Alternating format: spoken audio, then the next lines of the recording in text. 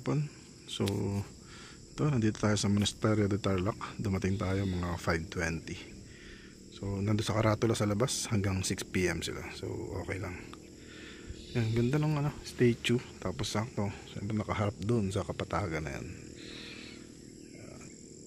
Kumbaga, kaya sigurado kaya nila ginawang ganyan is yun nga, para sinusubaybayan ni Lord yung mga nandyan sa kapatagan para kanyang alalayan, overlook niya.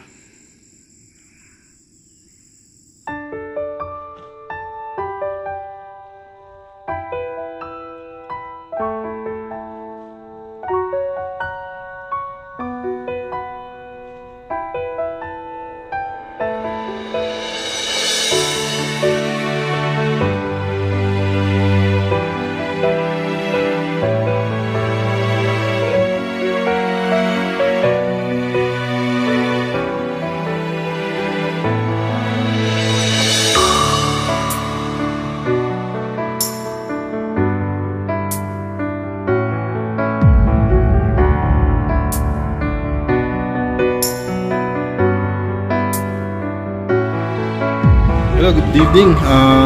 Time check, alas 10. Ngayon lang ako nakapag-document kasi nagka-problema yung motorsiklo natin. Galing tayo ng yung malaking statue doon, kalimutan ko. So, yung galing tayo dun kanina, nung pababa na, bumuhos ang ulan, nakasipsip siguro ng tubig. Namatay yung motor, tumirik. Ngayon hindi ko ma-drain kasi nabilog na yung drain plug. Wala, hindi ko mapaandar. Nandun ako sa siguro mga 8 kilometers away from the city. Sakto, mayroon tayong tropa dito sa Tarlac City. Sa kanya na lang ako humingi ng tulong, ni-rescue niya ako. Si Pops, ito ka-birthday ko to Yan, si Pops BJ. Maraming salamat. Shoutout Pops BJ. Manager dito sa Wheeltech. Manager pa ng Wheeltech ang mekaniko ko. Ayun, nandun sa loob yung motorsiklo.